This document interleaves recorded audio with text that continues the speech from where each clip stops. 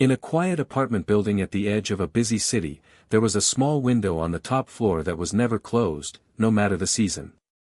In summer, warm air drifted through it carrying laughter and dust. In winter, cold winds entered gently, as if the room itself refused to shut the world out. The window belonged to an elderly woman named Rosemary, and to her, closing it felt like closing herself. Rosemary had once lived a life full of voices, letters, and late-night conversations.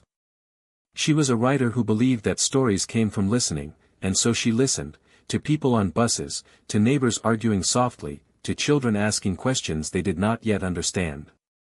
Her husband, Arthur, used to tease her, saying the window was her second notebook. But when Arthur passed away, and the world grew quieter than she expected, the window remained open. People in the building noticed. New tenants asked about it. Some worried about the cold. Others thought it was simply strange. But those who lived nearby felt something comforting about that open window, as if it reminded them that not everything needed to be sealed away. One evening, a young man named Eli moved into the apartment below Rosemary's. He worked long hours, spoke very little, and carried the restlessness of someone who had forgotten why he was rushing. One night, unable to sleep, he heard the soft sound of typing above him. Curious, he went upstairs and knocked gently. Rosemary opened the door with a smile that carried no surprise, as if she had been expecting him. The room was filled with pages, warm lamplight, and the sound of the city breathing through the open window. Eli apologized for disturbing her, but she waved him in. "The window does that," she said. "It invites people." They began talking, slowly at first. Eli spoke about his fear of stopping, of what might catch up to him if he did.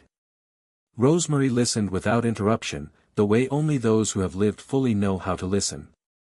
When he finished, she said, "We keep windows open so we remember that life continues beyond our walls." Over time, others came too. A woman going through a quiet divorce.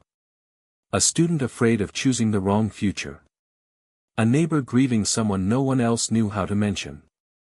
The room became a place of shared air and shared honesty. Rosemary never offered solutions. She offered space. Years passed. One morning, the window was finally closed. The building grew unusually silent. When the neighbors gathered, they found a note on Rosemary's desk, "Keep something open." The window was reopened. And from that day on, people understood something simple and powerful: healing does not always come from protection, it often comes from connection, from letting the world in just enough to remind us that we are not alone.